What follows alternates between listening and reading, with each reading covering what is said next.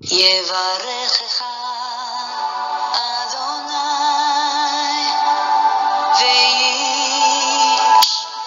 וישמרך. 예바레크카 아도나이 베이시메레카. 사랑하는 성도 여러분, 오늘 하루도 전지전능하신 임마누엘의 하나님께서 여러분에게 복을 주시고 여러분을 안전하게 지켜주시기를 축복합니다. 아멘. 할렐루야. 오늘도 힘없이 우리 코에 생명의 호흡을 불어넣어 주신 창조주 하나님 여호와 우리 아버지를 찬양합니다. 우리의 영원한 구원자이신 예수 그리스도, 그 생명의 이름, 그 구원의 이름, 존귀하신 그 이름 예수 그리스도를 찬양합니다. 오늘도 우리 안에서 역사하시며 아름다우신 예수 그리스도의 그 형상으로 우리를 빚어가시는 성령님의 그 놀라운 손길을 찬양합니다. 저주받은 이 만물을 새롭게 재창조하고 계시는 성령님의 그 쉼 없는 그 역사하심을 찬양합니다. 오늘 1189 성경 장별 강해 235번째 시간입니다. 오늘은 룻기 3장 말씀을 함께 공부하도록 하겠습니다. 오늘 제목의 말씀은 룻의 청혼과 보아스의 승낙이라는 제목입니다. 이제 이 모압에서 베들레헴으로 돌아온 이 나오미와 룻은 또 생계를 위해서 보리를 줍는 그런 보리 이삭을 줍는 그런 일을 하게 됐죠. 그런 가운데 하나님의 인도로 룻의 발걸음이 보아스의 밭으로 향하게 되고, 마침 보아스는 자기의 그 추수하는 일이 어떻게 되어지고 있는가 보고 싶어서 자기의 밭으로 향하여 결국 하나님의 섭리 가운데 룻과 보아스의 첫 만남이 이루어지는 것 어저께 우리가 살펴보았습니다. 이 하나님의 귀한 믿음의 사람이었던 이 보아스, 이 믿음의 사람 기생 라합의 이 아들이었던 이 보아스가 이 불쌍한 이 여인 룻에게 인애를 베푸는, 이 자비를 베푸는 모습을 우리가 어제 살펴보았습니다. 이제 오늘 룻기 3장에서는 이 고엘 제도에 대해서 우리가 살펴보게 될 것입니다. 기업 물을 자라 그러죠. 이 기업 물을 자 고엘 제도에 기반해서 이 나오미가 룻에게 이제 계획을 세워서 보아스에게 청혼을 하도록 그렇게 이야기를 합니다. 그래서 이 나오미 시어머니의 그 말씀하는 대로 룻이 이 보아스에게 청혼을 하고 보아스는 흔쾌히 승낙하는 그런 어떤 이 아주 드라마 같은, 영화 같은 이야기가 오늘 전개되게 됩니다. 자, 오늘 룻기 3장에서 우리는 예수 그리스도의 아름다운 모습을 이제 보게 됩니다. 이 아무런 보잘것없는 죄와 허물로 죽었던 그런 인생이었던 우리의 신랑이 되어주시는 예수 그리스도, 우리의 기업 물을 자가 되어주시는 예수 그리스도를 보아스를 통하여 우리는 발견하며 주님 앞에 영광 돌리게 될 것입니다. 자, 오늘 룻기 3장을 통해 나타나는 우리 하나님, 우리 예수님은 어떤 분이시며 또 우리에게 주시는 영적 교훈은 무엇인지 오늘 함께 살펴보도록 하겠습니다. 자, 룻기 장별 요약입니다. 우리 1장에서 나오미와 룻의 베들레헴으로 돌아오는 장면을 보았고요. 2장에서 룻의 이삭 줍기와 보아스의 배려에 대해서 살펴봤고, 오늘 3장 룻이 보아스에게 기업 무르기를 청함, 다시 말해 청혼을 하고 보아스는 흔쾌히 응답하는, 그렇게 받아들이는 그런 내용을 보게 될 것입니다. 그리고 이제 우리가 내일 4장에서는 보아스와 룻의 드디어 결혼식을 또 등람하는 그런 모습을 우리가 보게 될 것입니다. 자, 룻의 우리가 조금 더 세밀히 살펴보면요. 1장의 주인공은 나오미였고, 그래서 중심 개념은 돌아오다, 텅 빈 나오미로 돌아오는 그런 모습을 보게 됐죠. 그래서 나오미라 하지 말고 말하라 불러라 라고 하는 모습을 우리가 살펴보았습니다. 그리고 2장에서는 이제 룻이 중심 인물로 등장하는데, 이삭을 줍다라고 하는 이 단어가 12번이나 나오고요. 그 다음에 이 룻이 보아스의 밭에서 이삭을 줍는 그런 내용으로 전개되었었죠. 오늘 이제 3장에서는 룻이 또한 또한 역시 중심 인물로 등장하는데요. 눕다라고 하는 이 단어가 8번이나 나옵니다. 룻이 보아스 곁에 누워서 이제 이 기업물을 자로서의 의무를 이행해 주기를 그렇게 부탁하는 내용이 나오고, 이 보아스가 흔쾌히 허락하는 그 내용이 오늘 3장의 주된 내용입니다. 자, 오늘 룻기 3장의 주제 구절은 18절입니다. 이에 시어머니가 이르되 내 딸아 이 사건이 어떻게 될지 알기까지 앉아 있으라. 그 사람이 오늘 이 일을 성취하기 전에는 쉬지 아니하리라 하니라. 참 은혜로운 이 말씀입니다. 지금 이 시어머니는 이 룻과 보아스를 연결해 주려고 이제 계획을 세워서 이 룻에게 보아스가 누워 있는 발치에 가서 그렇게 있으라, 함께 누워 있으라 말씀하죠. 그리고 나면 이제 어떤 일이 이제 벌어질 건데, 이 계획대로 이 룻이 이 보아스와 어떤 일이 있었는지를 와서 어머니한테 얘기하니까 이제 어머니가 이제 되었다. 이제 보아스가 우리의 뜻을 알았으니 그가 이제 이 일을 진행할 거다. 그러니 내 딸아 이 사건이 어떻게 될지 알기까지 앉아 있으라. 그 사람이 오늘 이 일을 성취하기 전에는 쉬지 아니하리라. 자, 여기에서 우리는 바로 예수님의 모형인 보아스의 열심을 보게 됩니다. 보아스의 열심. 이 보아스는 참 인격자였죠. 그래서 자기가 해야 될 일이 무엇인지를 알고 그 일을 마칠 때까지는 쉬지 아니하는 사람이라고 성경은 오늘 그를 이렇게 평가하고 있습니다. 바로 그 사람이 보아스인데 그분이 바로 예수 그리스도, 우리의 신랑 되시는 분입니다. 그래서 참 천하디천한 우리 인생 죄인들, 하나님을 배반하고 떠난 마귀의 자녀였던 우리들을 당신의 신부로 삼으시고 온전히 새롭게 하시고 아름다운 면모를 갖추게 하시는 그 신랑 되신 예수 그리스도의 그 열심이 쉬지 않고 마지막 날 반드시 성취하실 것을 말씀하고 있는 것입니다. 십자가를 통하여 이 신부들의 죄 문제를 해결하신 예수 그리스도는 성령을 보내셔서 그 구원한 신부들의 그 심령을 새롭게 하고 예수 그리스도 신랑의 아름다운 모습을 온전히 그 속에 새기도록 역사하고 계시는데, 그 일을 멈추지 않고 끊임없이 진행하셔서 반드시 성취하고야 말 것이다. 그래서 나중에 보아스가 결국 이 룻과 아름다운 결혼을 통하여 가정을 이루듯이 예수 그리스도는 다시 오셔서 이 혼인잔치로 우리를 부르시는 그 날까지 우리를 온전히 새롭게 하시고 영과 육을 흠없고 점없이 만드는 그 일을 반드시 성취하고야 마실 거라고 하는 이 놀라운 진리가 오늘 룻기 3장 18절에 나타납니다. 쉼없이 일하시는 여호와의 열심, 쉼없이 일하시는 예수 그리스도 우리 신랑의 열심, 쉼없이 일하시는 우리 안에서 역사하시는 그 성령님의 그 열심을 찬양합니다. 할렐루야. 오늘 공부하게 될 룻기 3장의 소주제들입니다.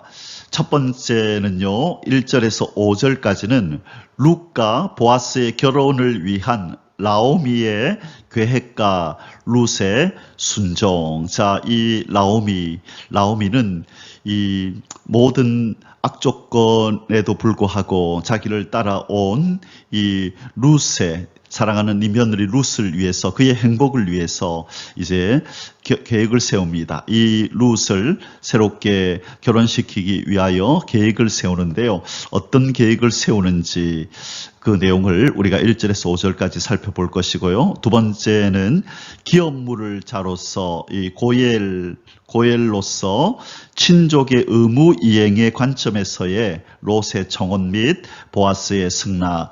자, 롯이 보아스에게 청혼을 하는데 이 기업물을 자로서의 의무 이행을 해달라라고 하는 그런 관점에서 그 청혼을 합니다. 그냥 한 여인이 한 남자에게 청혼하는 방식이 아니라 하나님께서 제정하신 그 기업물을 자라고 하는 이 제도의 기반에서 이것을 이행해 줄 것을 그렇게 요청하는 내용입니다. 이 룻의 청혼에 흔쾌히 승낙하는 보아스의 모습이 6절에서 15절에 나타나고요. 그리고 세 번째 마지막으로 룻과 나오미 사이의 보아스의 청혼 수락 과정에 대한 대화. 자, 이제 그 청혼을 하고 돌아온, 승낙을 받고 돌아온 이 룻 며느리의 이야기를 이제 듣고 서로 대화를 나눕니다. 그 대화 내용에 대해서 16절에서 18절까지 기록하고 있습니다. 자, 1절에서 오늘 18절까지 말씀, 짧은 말씀을 살펴볼 텐데요. 그러나 어쩌면 지금 이 룻기 중에서 어쩌면 가장 이 중요한 그 내용을 담고 있는 것이 이것이 이 3장이 아닌가 그런 생각이 듭니다. 그래서 한 절 한 절 공부할 때 우리 성령님의 도우심으로 이 말씀이 깊이 깨달아지고 또 우리 심령에 새겨지는 그런 은혜가 있기를 주님의 이름으로 축복합니다. 자, 이제 본론으로 들어가겠습니다. 1번 룻과 보아스의 결혼을 위한 나오미의 계획과 룻의 순종. 자, 1절에서 5절까지인데요. 드디어 이 며느리 룻을 결혼시키기 위한 시어머니 나오미의 계획이 시작됩니다. 자, 그대로 이스라엘의 풍속을 따라 누구보다 그 이스라엘의 풍속과 하나님의 법을 잘 알고 있는 나오미가 그 계획에 따라 이 룻을 결혼시키고자 이제 뭔가를 명령하는데요. 룻은 그 시어머니의 말씀에 온전히 순종하는 모습을 우리가 보게 됩니다. 자, 본문 속으로 들어가 보겠습니다. 1번 나오미가 룻을 보아스에게 계가시키고자 하는 자신의 뜻을 밝힘. 자, 나오미는 룻이 자 이렇게 정상 가부가 되어서 혼자 사는 것을 원치 않았습니다. 그래서 그가 이 보아스와 재혼을 해서 그렇게 새로운 가정을 꾸리기를 그렇게 원했던 것입니다. 1절입니다. 룻의 시어머니 나오미가 그에게 이르되 내 딸아 내가 너를 위하여 안식갈 곳을 구하여 너를 복되게 하여야 하지 않겠느냐. 자, 지금 나오미는 이 안식할 곳, 안식할 처소를 찾아주고 싶다라고 말합니다. 이것은 곧 이 혼인, 재혼을 의미하는 거죠. 재혼하라고 지금 권면하고 있는 것입니다. 이 젊은 나이에 가부가 된 이 룻이 이 타국 땅에서 이 시어머니인 자기를 모시면서 혼자 사는 것은 참 이 룻에게도 힘든 일이지만 이것을 바라보는 나오미에게도 힘든 일이었던 것입니다. 그래서 무엇보다 같은 여자로서 이 상황을 잘 알고 있는 이 나오미는 바로 이 룻에게 재혼함이 마땅하다고 그렇게 얘기하고 있는 것입니다. 자, 이 성경에서도 이 젊은 여인 혼자 된 이 가부는 여러 가지 시험과 유혹이 있으니 재혼을 하는 것이 낫다라는 그런 성경적인 권면을 하고 있습니다. 고린도전서 7장 8절입니다. 고린도전서 7장 8절 9절까지 보면요. 이런 말씀이 있습니다. 내가 결혼하지 아니한 자들과 과부들에게 이르노니 나와 같이 그냥 지내는 것이 좋으니라. 만일 절제할 수 없거든 결혼하라. 정욕이 불같이 타는 것보다 결혼하는 것이 나으니라. 자, 여기서 사도 바울은 이 자기 독신으로 사는 자기처럼 결혼하지 아니한 것이 좋으나 그러나 이 결혼하지 아니한 이 처녀와 가부들에게 그러나 만일 절제할 수 없거든 결혼하라. 정욕이 불같이 타는 것보다 결혼하는 것이 나으니라 라고 권면하고 있습니다. 그래 혼자 지내는 것도 잘못은 나쁜 것은 아니지만 그러나 혼자 지내다가 여러 가지 유혹에 빠지는 것보다는 결혼하는 것이 낫다. 그렇게 권면하고 있는 것입니다.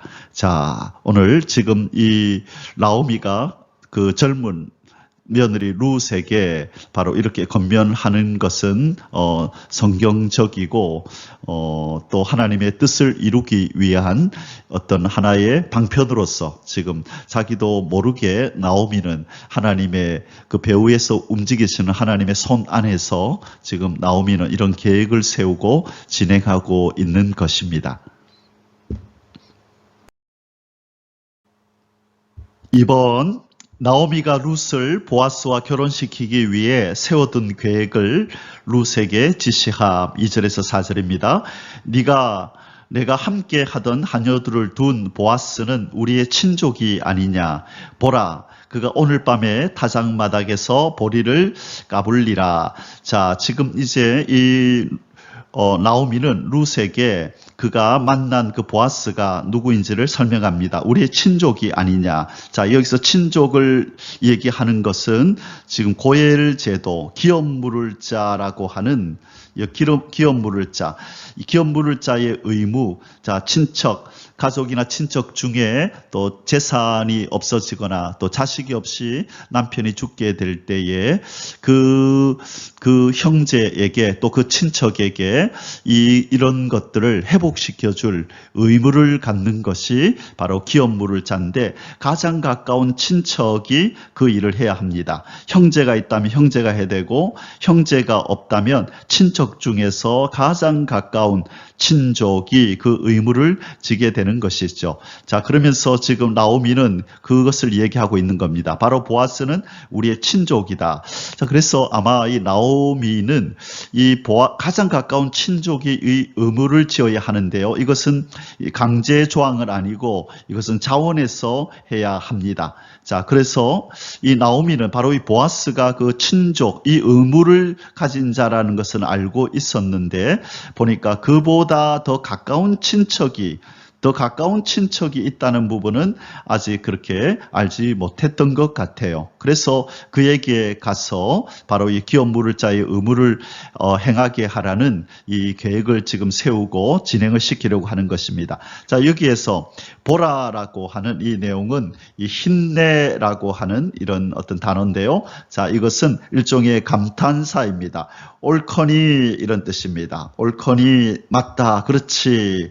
그러고 보니 바로 이제 오늘 밤이 타작마당에서 보리를 까불리라. 이 까불리라는 말은 이제 타작을 한다는 거예요. 타작하는 날이다. 자, 근데 이스라엘에서는요, 특별히 이 타작을 밤에 했습니다. 왜 밤에 하냐면 두 가지 이유 때문인데요. 첫 번째는 이제 어둡기 때문이죠. 자, 이 첫 번째는 낮에는 너무 낮에는 더워서 이렇게 그런 노동을 하기가 어려운 것이죠. 그래서 밤에 하는 것입니다. 그리고 또 이 밤에는 이제 해가 지고 나면요, 저 팔레스타인 이 지역에서는요, 저기 그 바람이 불어오는데 타작하기에 딱 좋은 그 바람이 불어옵니다. 저 지중해 쪽에서요. 자, 지중해는 서쪽이었죠. 그래서 밤이 되면 해가 지고 나면 이 시원한 바람이 불어와서 타작을 할 때 껍질은 날아가야 되잖아요. 알곡은 밑으로 떨어지고. 그렇기 위해서는 이 바람이 필요했는데 이 밤이 되면 지중해 쪽에서 바람이 불어와서 이 타작을 하기에 딱 좋은 그런 환경과 여건이 마련되기 때문에 주로 밤에 이 두 가지 때문에요. 밤에는 시원하기 때문에, 그리고 밤에는 바람이 불어오기 때문에, 이것 때문에 밤에 타작을 했다고 합니다. 3절입니다. 그런즉 너는 목욕하고 기름을 바르고 의복을 입고 타작마당에 내려가서 그 사람이 먹고 마시기를 다하기까지는 그에게 보이지 말고 그가 누울 때에 너는 그가 눕는 곳을 알았다가 들어가서 그의 발치 이불을 들고 거기 누우라. 그가 내 할 일을 내게 알게 하리라 하니. 자, 이 구절은 신학자들이 아마 이 두 가지 사건과 관련이 있을 거다. 둘 중에 하나일 텐데 그 첫 번째로 제시하는 것이 뭐냐면요, 에스겔서 16장 8절에서 13절까지의 말씀과 이 내용을 이렇게 비교하면서 이렇게 말을 합니다. 이 에스겔서 16장에 가면 우리 그 여호와 하나님이 신랑이고 신랑은 여호와 하나님이시고 그 다음에 신부는 이 예루살렘을 신부로 이렇게 비유하면서 이 피투성이가 된 이 예루살렘을 이제 어떻게 깨끗하게 단장을 시켜서 신부로 만드는지 그 내용을 이렇게 말씀해 주고 있는 것이 에스겔서 16장 8절에서 13절이거든요. 이렇게 기록되어 있습니다. 내가 네 곁으로 지나며 보니 네 때가 사랑을 할 만한 때라. 내 옷으로 너를 덮어 벌거벗은 것을 가리고 내게 맹세하고 언약하여 너를 내게 속하게 하였느니라. 나 주 여호와의 말이니라. 내가 물로 너의 피를 씻어 없애고 너에게 기름을 바르고 수놓은 옷을 입히고 물 돼지 가죽신을 신기고 가는 배로 두르고 모시로 덧입히고 폐물을 채우고 팔고리를 손목에 끼우고 목고리를 목에 걸고 코고리를 코에 달고 귀고리를 귀에 달고 화려한 왕관을 머리에 씌웠나니 13절에 이와 같이 네가 금 은으로 장식하고 가는 배와 모시와 수놓은 것을 입으며 또 고운 밀가루와 꿀과 기름을 먹음으로 극히 곱고 형통하여 왕후의 지위에 올랐느니라. 자, 이 내용이죠. 여기에서 이 피투성이가 되어 있는 것 같은 이스라엘을 향하여 피투성이라도 살아있으라. 다시 이르기를 너는 피투성이라도 살아있으라. 6절에서 그렇게 말씀했거든요. 그리고 나서 이제 우리 하나님께서 피투성이가 된 이 예루살렘을 회복시켜서 신부로 삼아 신랑인 여호와 하나님 당신과 결혼시키겠다고 하는 내용을 담고 있는 것이 바로 에스겔서 16장 이 예언입니다. 자, 이것과 비슷한 지금 절차를 밟게 하고 있는 것이다. 나오미가 룻에게. 그래서 이것은 결혼을 위한 지금 결혼을 준비시키는 어떤 과정이다라고 말을 하는 신학자들이 있고요. 두 번째는 그것이 아니라 지금 나오미가 룻을 단장시키는 이 내용은 사무엘하 12장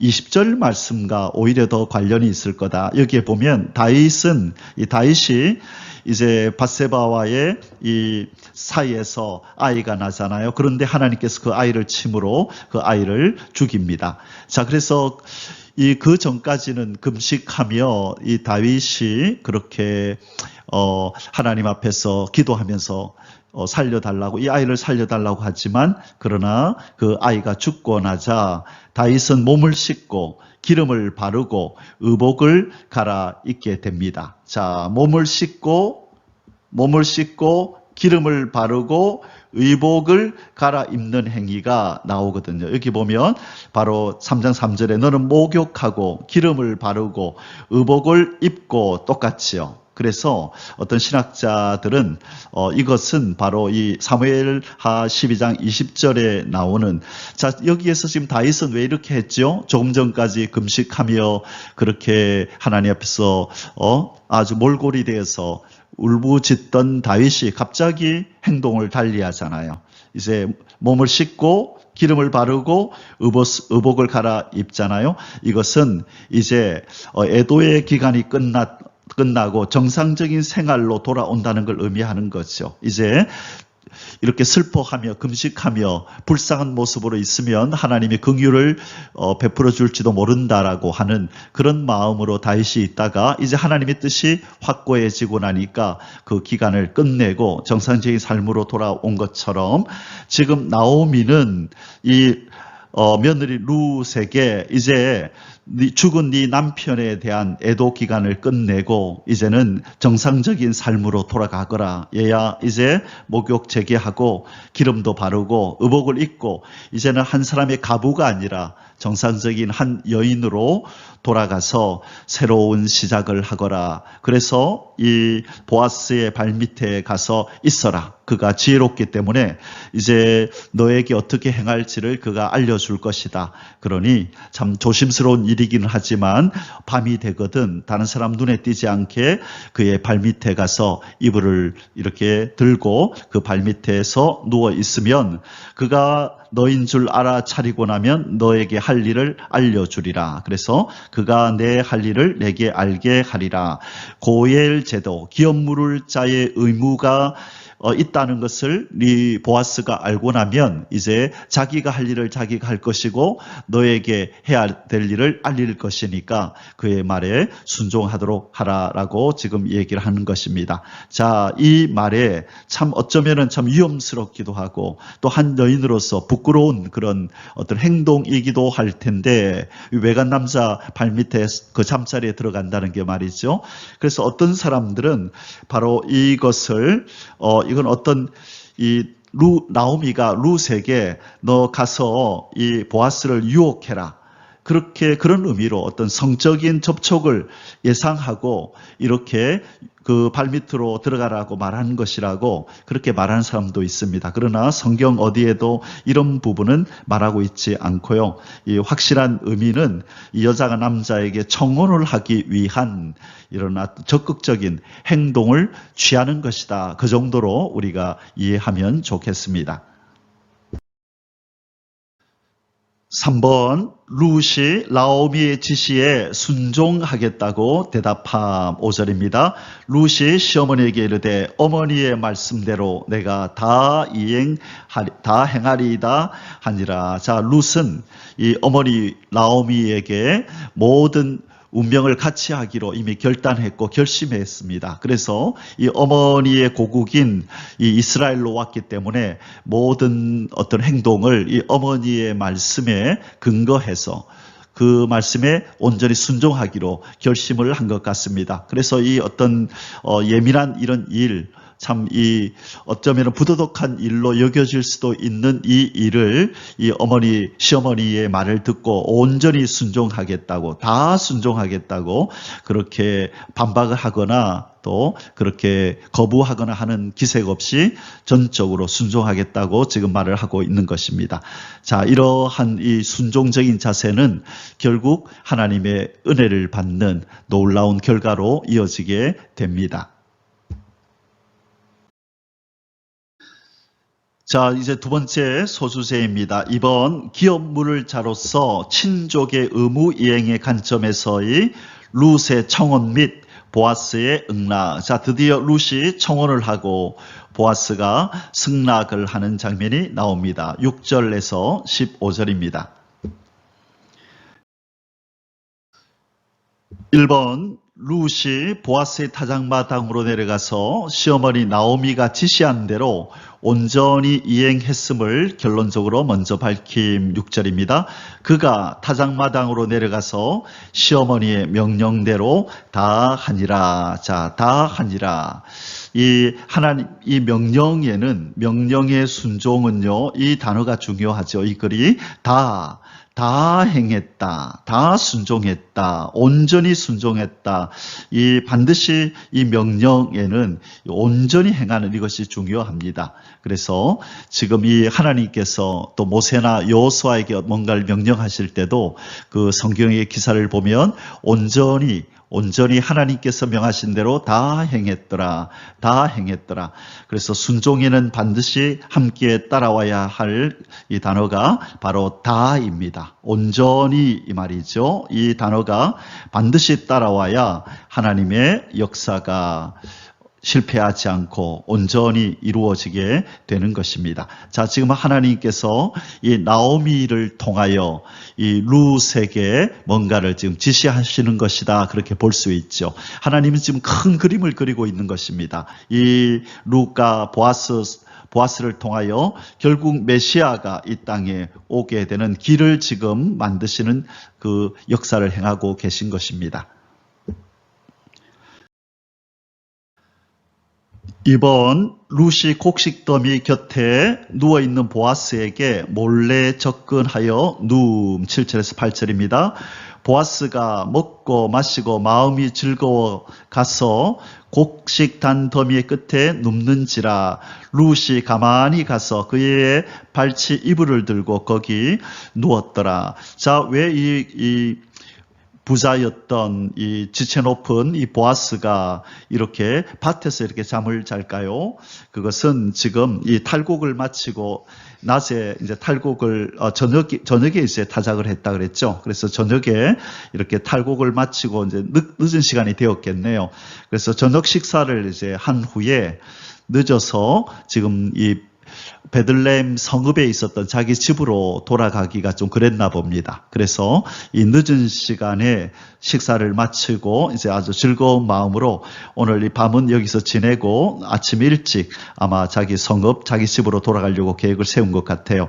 그래서 지금 이 곡식더미 곁에서 늦은 시간에 이렇게 잠을 청하여 누워 있는 것입니다. 그곳에 이 룻이 유심히 잘 보고 있다가 저기 보아스가 누워 있구나. 그래서 어머니 나오미의 그 명령대로 몰래 가서 그 발치에 누워 있었던 것입니다. 자, 그런데 이제 드디어 어떤 일이 벌어지죠? 8절 밤중에 그가 놀라 몸을 돌이켜 본즉 한 여인이 자기 발치에 누워 있는지라. 자, 편안한 집이 아니니까 아마 뒤척뒤척하면서 잤을 것입니다. 그리고 이제 밤늦은 시간이 되니까 지중에서 불어오는 바람 때문에 어쩌면 서른함을 느껴서 그렇게 뒤척이다가 한 여인이 자기 발치에 누워 있는 것을 보았을 수도 있습니다. 자, 여기 8절에 밤중에라고 하는 이거 표현은요, 자정이 넘은 시간을 의미합니다. 자정이 넘은 시간, 12시가 훨씬 넘은 것을 의미하거든요. 자, 이럴 때 깊이 이제 잠들어 있었던 것이죠. 그런데 이런 일이 지금 벌어지고 있었는데요. 자, 이 밤중이라는 이 단어를 우리가 볼 때 성경에서 이 밤중에 일하시는 하나님의 역사가 떠오릅니다. 특별히 그 출애굽기 12장 29절 보면요. 출애굽기 12장 29절 이때 무슨 일이 있었는지 아시죠? 바로 10번째 재앙이 있었던 것이죠. 장자를 치심. 이 애굽 땅의 10번째 재앙, 장자를 치고 그리고 이제 출애굽 역사가 일어났던 그때 바로 밤중에 하나님께서 죽음의 사자를 보내서 이런 일을 행하셨습니다. 그리고 두 번째 밤중에 또 하나님이 어떤 일을 행하시냐면 출애굽기 14장 21절에 보면 밤새도록 동풍을 보내셔서 홍해를 가르시는 이 일을 이 밤중에 하나님은 행하십니다. 자, 다 모두가 잠든 그때에도 하나님은 쉬지 않고 일하시는 분이라는 것입니다. 모든 만물이 잠들고 모든 인생들이 그렇게 자리에 눕는 그 시간에 우리 하나님은 졸지도 주무시지도 않으면서 자기 백성을 지키시고 자기 백성을 위한 놀라운 역사를 행하고 계심을 우리에게 보여주고 있는 것입니다. 자, 졸지도 주무시지도 않는다 그러니까 갑자기 이 구절이 떠오르네요. 시편 121편이죠. 121편 1절에서 8절까지 보면 이렇게 시편 기자는 말하고 있습니다. 내가 산을 향하여 눈을 들리라. 나의 도움이 어디서 올까?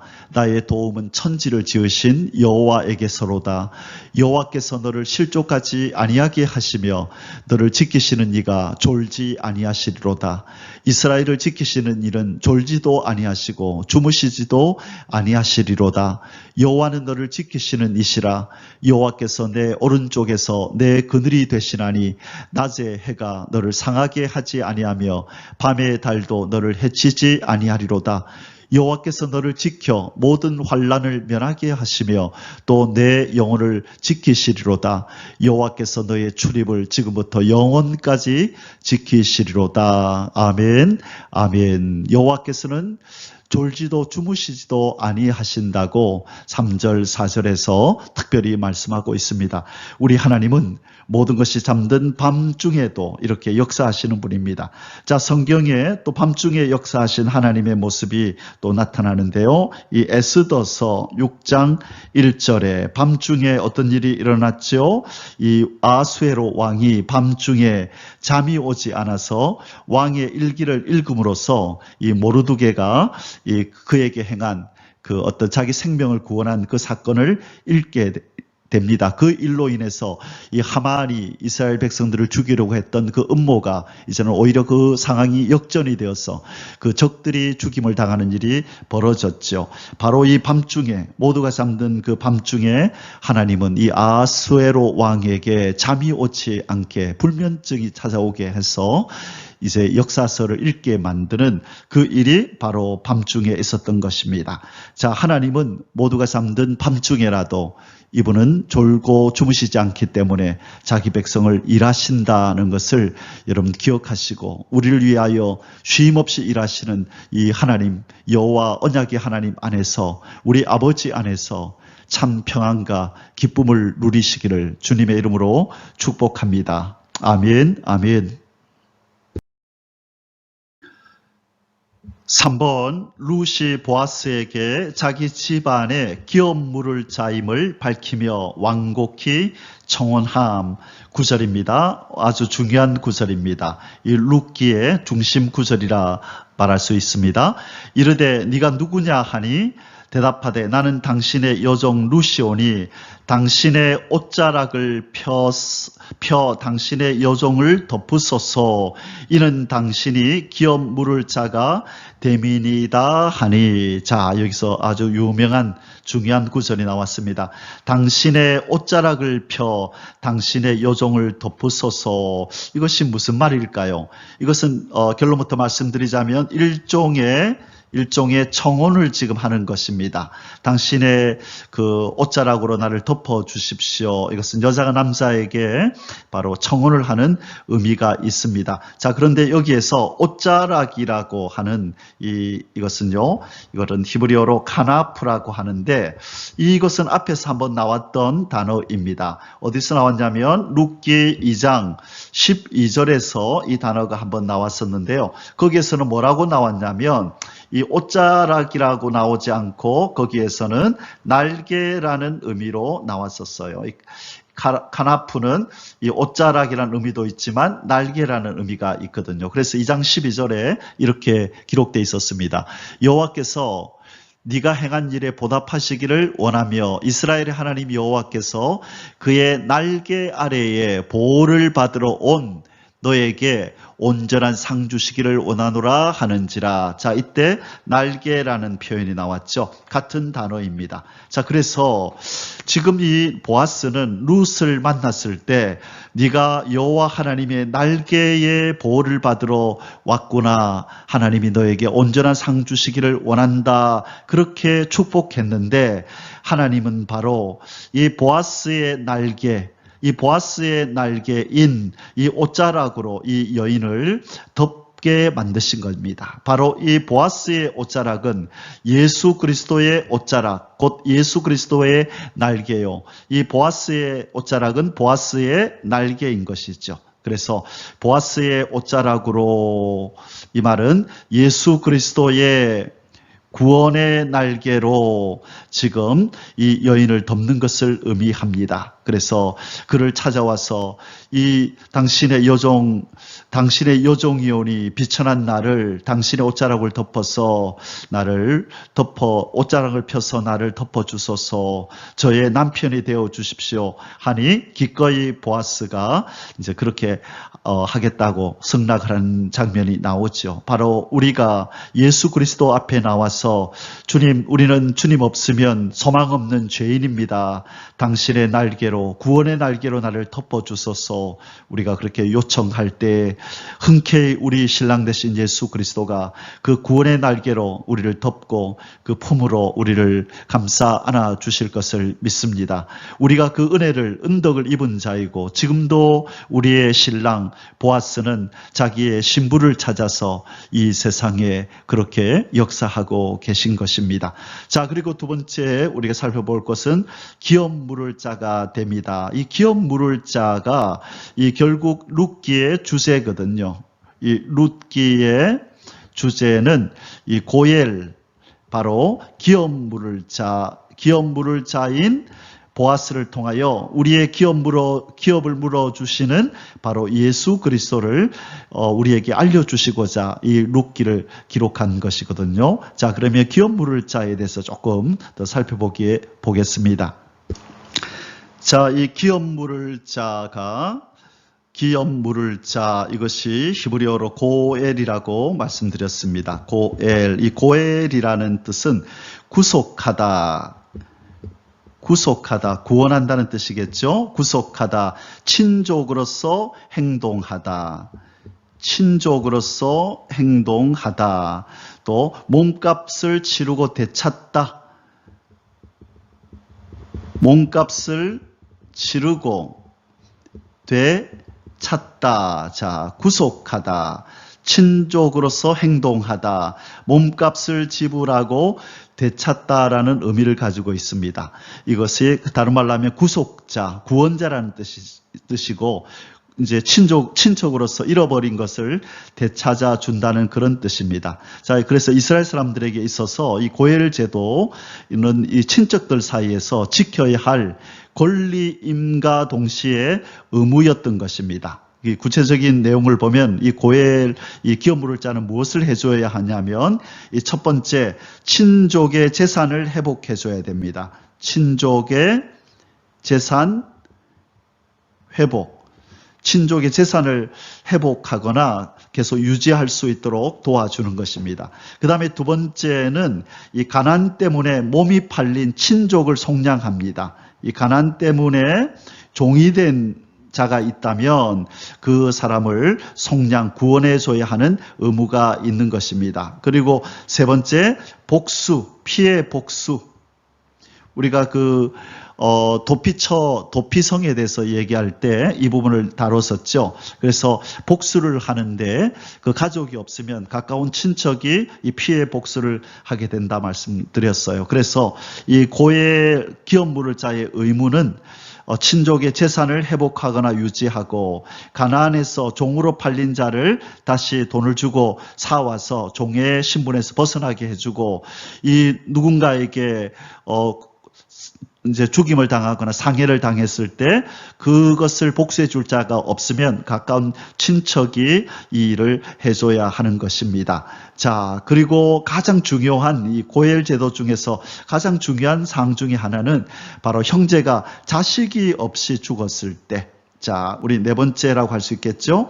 자, 자식이 없이 죽었을 때에 바로 이 형제가 자식이 없이 죽으면 가까운 형제 순으로 그 가부 형수나 제수와 이 계대 결혼을 하여 죽은 자의 이름을 존속시켜 주시는 겁니다. 그래서 때로는 형수와 결혼하기도 하고 제수와 결혼을 하는데 이것을 무슨 결혼이라 그런다고요? 계대 결혼이라. 이렇게 이야기를 합니다. 자, 이렇게 해서 그 자식 없이 죽은 형제에게 자식을 놓아줘야 하는 거죠. 그 낳은 자식은 자기 자식이 아니라 바로 죽은 그 형제나 친척의 자식이 되는 것입니다. 그래서 그 대가 끊어지는 것을 막아줘야 하는 것이죠. 자, 그런데 여기서 또 하나 중요한 것은 뭐냐면 이 기업 물을 자의 자격입니다. 누가 이 기업 물을 자의 자격을 얻느냐? 첫 번째, 가장 가까운 친족, 가장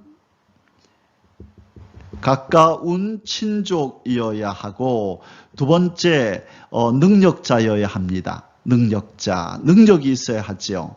자, 이 종으로 팔린 그 형제를 구원해 내려면 그것을 다시 사올 수 있는 재력이 있어야 되잖아요. 그죠? 또 피해 복수를 하려면 또 힘이 있어야 되고 그래서 이 기업물을자 고엘이 되기 위해서는 가장 가까운 친족이어야 하고 두 번째로 능력이 있어야 하고 자, 그 다음에 세 번째가 바로 자원하는 마음입니다. 자원하지 않으면 이 일을 행할 수 없는 거예요. 그래서 우리가 이제 뒤에서 보겠지만 이 보아스보다 더 가까운 친족이 있었잖아요. 그래 그 사람한테 기업물을 자의 의무를 행하라 그러니까 자기는 재산상의 손해가 있을까 봐 안 하겠다 하고 자원하는 마음을 갖지 않고 포기를 해버린 거죠. 그럼 강제 조항은 아니라는 거예요. 자, 그래서 자원하는 마음이 없으면 이 기업물을 자가 될 수 없는 거죠. 그러나 보아스는 바로 이 세 가지를 다 이제 갖춘 사람인데 중요한 것은 바로 이것이 예수 그리스도를 의미한다는 거예요. 예수 그리스도는 우리의 고엘이죠. 누가? 예수 그리스도께서. 그러면 예수 그리스도는 이 세 가지를 다 갖춘 자격자인가 한번 볼까요? 먼저 우리는 이분이 자원하는 마음을 가지고 하늘의 영광을 버리고 이 땅에 오신 것, 하나님과 동등됨을 취할 것으로 여기지 않고 이 땅에 오셨죠. 자원하는 마음을 가지셨어요. 두 번째, 이분은 능력자이십니까? 능력자이시죠. 온 만물의 창조주이실 뿐만 아니라 주인이죠. 금도 내 것이요, 은도 내 것이요, 힘도 있으시고 재물도 있으시고 모든 것을 갖추신 능력자이지요. 자, 제가 왜 순서대로 하지 않냐면 이 세 번째 거를 제가 강조하고 싶어서입니다. 예수님은 그러면 가장 가까운 친족인가? 예수님은 우리 친척 아닌데? 예수님과 나는 별로 상관이 없을 것 같은데 아닙니다. 어떤 누구보다도 우리와 가까운 친족이 바로 예수 그리스도이십니다. 왜 그렇죠? 그분은 저와 여러분의 창조주이십니다.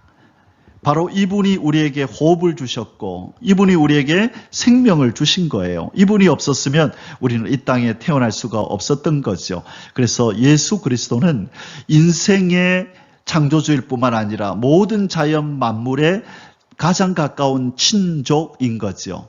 그래서 한 사람의 친족이 아니라 모든 인류와 모든 자연 만물의 바로 기업물을 자가 바로 고엘이 예수 그리스도이신 것입니다. 그래서 이분이 이 땅에 오셔서 자기 백성을 회복하시고 잃어버렸던 하늘의 기업을 잊게 해주시는 거고 마귀에게 팔려서 종이 되었던 우리를 이제 그의 피값으로 우리를 다시 사셔서 우리를 하나님의 자녀라고 하는 신분으로 회복을 시켜주신 거죠. 그리고 저주받은 만물도 이제는 새롭게 하셔서 만물을 새롭게 하시는 그 역사로 말미암아 새 에덴이 이루어지는 에덴이 회복되는 놀라운 역사가 우리의 고엘, 우리의 기업물을 짜이신 예수 그리스도의 자원하는 마음, 그의 능력으로 우리의 친족 되시는 그분으로 말미암아 이 모든 것이 완성이 되는 것입니다. 우리의 고엘, 우리의 기업물을 짜이신 예수 그리스도 그 존귀하신 이름을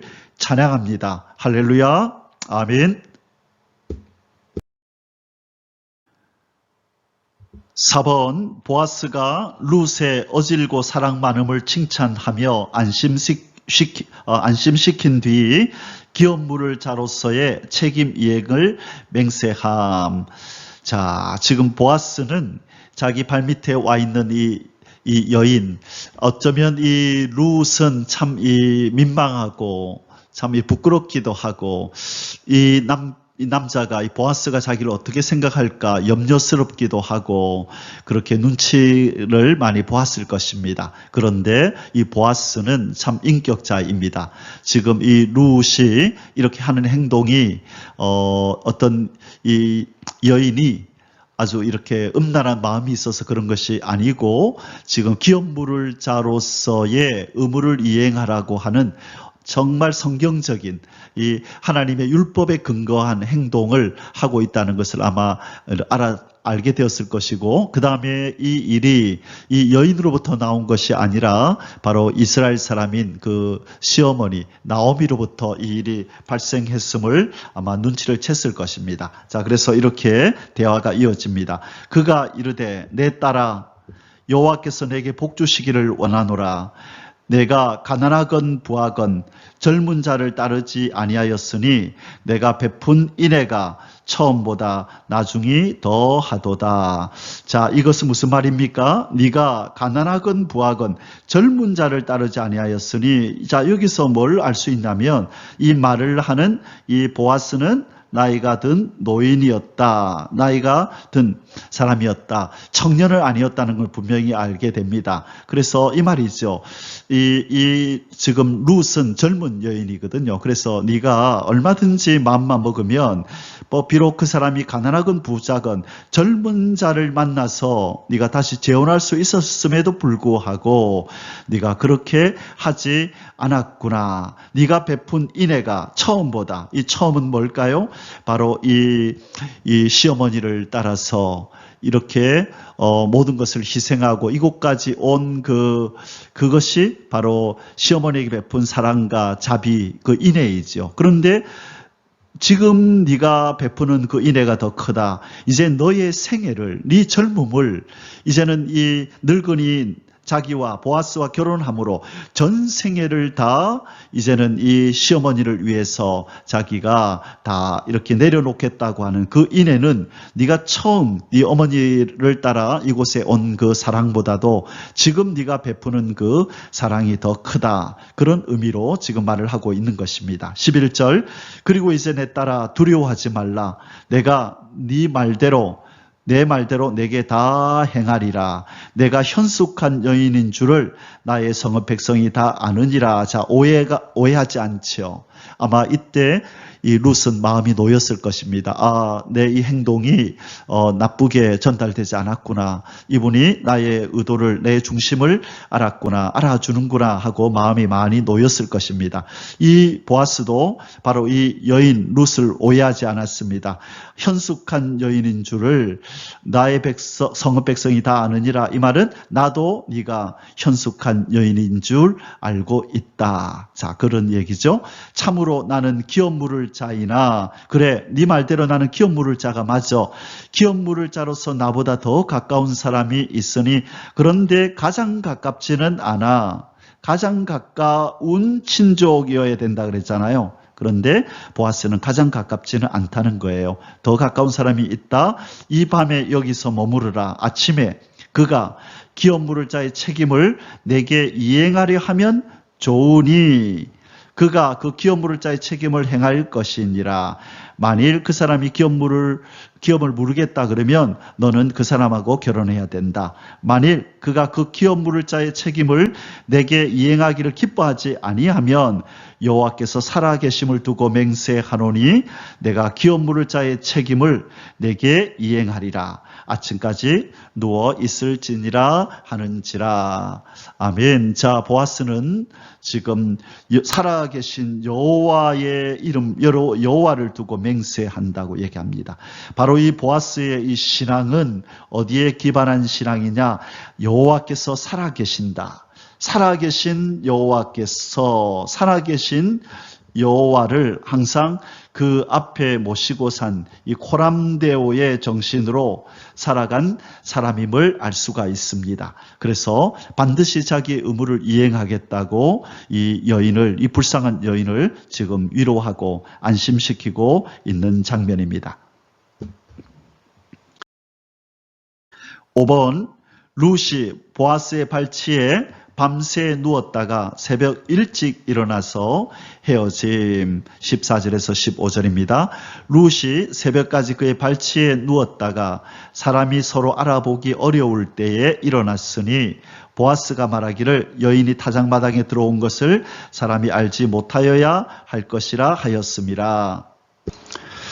자, 여기에서 사람이 알아보기 어려울 때에 일어났으니, 왜냐하면 괜히 공연한 오해를 살까봐, 그렇죠? 그래서 그것을 사람들의 눈을 두려워해서 네가 들어온 것을 아무도 모르게 빨리 나가라 하고 그렇게 지금 지혜롭게 처신하고 있는 장면입니다.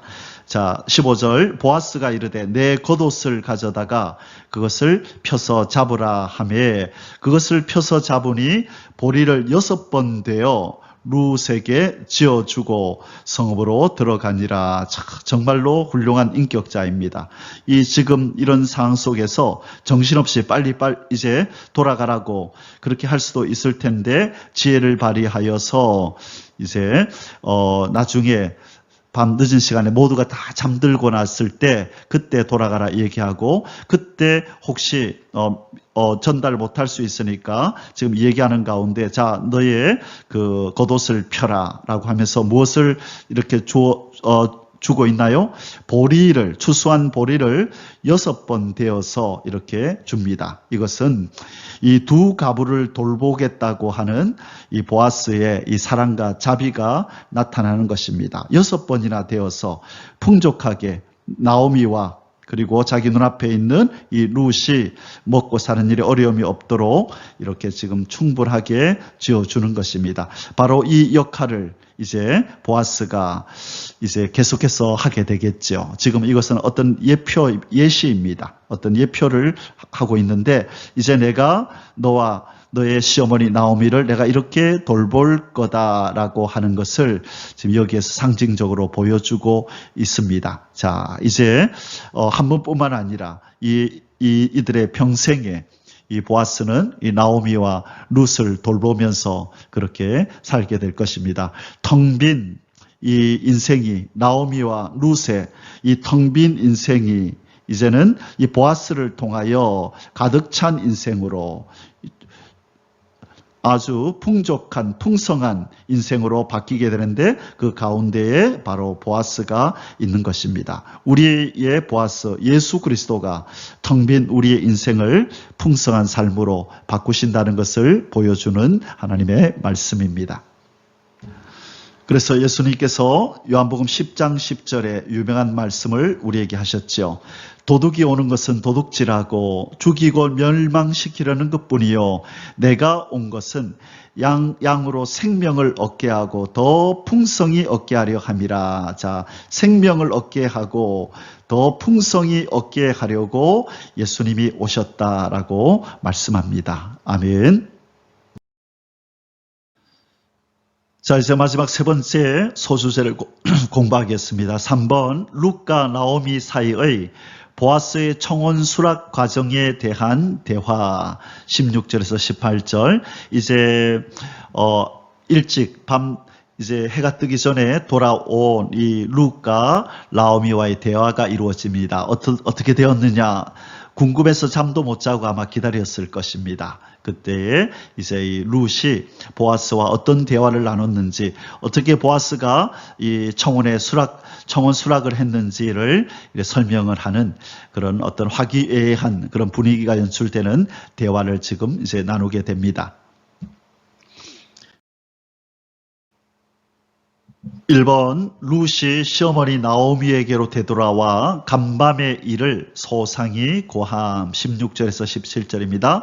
룻이 시어머니에게 가니 그가 이르되 내 딸아 어떻게 되었느냐 하니 룻이 그 사람이 자기에게 행한 것을 다 알리고, 그 사람은 보아스죠. 보아스가 자기에게 행한 것을 다 알리고 이르되 그가 내게 이 보리를 6번 되어주며 이르기를 빈손으로 내 시어머니에게 가지 말라 하더이다 하니라. 자, 지금 이 나오미가 알고 싶은 것은, 나오미의 관심은 지금 이 룻이 가지고 온 이 보리가 아닙니다. 그죠? 그러나 어쨌든 지금 이 룻은 이 보아스가 자기에게 베푼, 또 시어머니 나오미에게 베푼 이 사랑을 먼저 전달합니다. 이 보리를 6번 되어주며 이르기를 빈손으로 내 시어머니에게 가지 말라 하더이다. 그분이 어머니를 이렇게 생각하더이다 하고 이 보아스의 그 호의를, 그 사랑을 일단은 전달을 합니다. 2번 나오미가 룻에게 보아스가 당일에 그 일을 성취하기까지 최선을 다할 것이니 그 결과를 기다리자고 이름. 자, 18절입니다. 이에 시어머니가 이르되 내 딸아 이 사건이 어떻게 될지 알기까지 앉아 있으라. 그 사람이 오늘 이 일을 성취하기 전에는 쉬지 아니하리라. 아멘. 자, 이 오늘 주제 구절이었죠. 그 사람이 보아스가 오늘 이 일이 뭐죠? 이 결혼 문제죠. 이 루카의 결혼 이 문제, 기업 물을 자, 이 고엘 기업 물을 자의 의무를 다 하기까지는 쉬지 아니하리라. 이것은 바로 무엇을 의미한다고 말씀드렸어요? 예수 그리스도 우리의 신랑이 우리의 신분을 다 회복하고 또 우리의 기업도 다 회복하고 우리의 원수 마귀를 진멸하고 그리고 우리와 혼인잔치를 벌이셔서 우리의 신분을 완전히 되바꿔 놓는 이 일을 다 이룰 때까지는 쉬지 아니하시고 열심으로 일하신다라는 것을 보여주는 것입니다. 하나님께서 지금 이 룻 이야기를 하는 것은 한 여인의 이 사랑 이야기를 전달하는 것이 아니라고 말씀드렸죠. 바로 우리의 보아스인 예수 그리스도가 쉬지 않고 이 일을 이루어서 우리를 하늘의 백성답게 하나님의 자녀답게 예수 그리스도의 신부답게 아름답게 우리를 신분도 바꾸고 우리의 존재도 바꾸어서 우리를 영원한 천국의 기업을 얻게 하실 것을 지금 말씀하고 있다고 제가 말씀을 드렸습니다. 이 일을 이루시기까지 쉬지 않으냐 하시는 우리 주 예수 그리스도 우리의 신랑을 찬양합니다. 할렐루야. 아멘. 사랑하는 성도 여러분, 이제 오늘 룻기 3장의 결론을 맺도록 하겠습니다. 구원, 회복, 재창조의 역사를 행하시는 여호와 하나님, 여호와의 열심히 이를 이루시리라.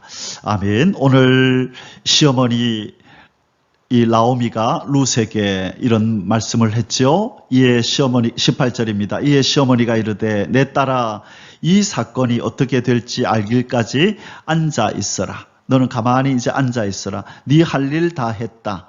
너의 할 일을 다 했으니 이제 그 신랑에게 그 보아스에게 맡겨라. 이제는 그가 일할 시간이다.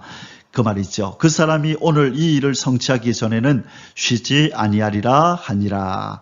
자, 이 내용과 연결되는 이 내용을 읽을 때 떠오르는 구절이 바로 이사야 9장 7절입니다.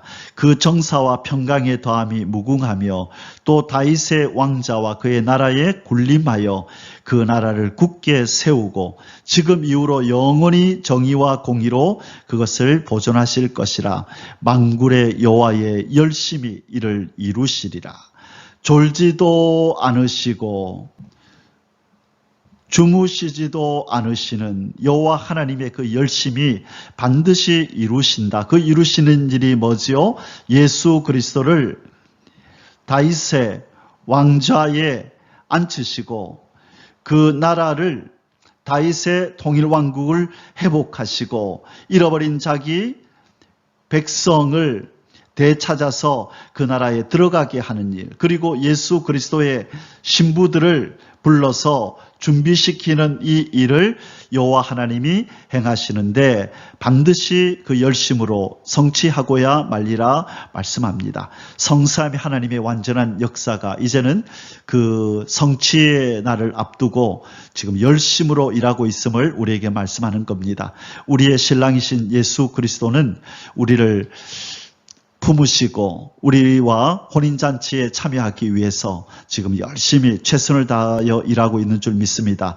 우리는 그분이 행하신 일을 바라보고 반드시 성취할 것을 믿고 기쁨 가운데 소망 가운데 기다려야 될 줄 믿습니다. 우리의 신랑이 오실 날이 다가오고 있습니다.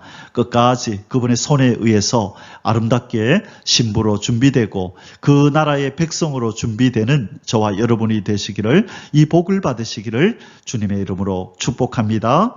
아멘. 할렐루야. יברכך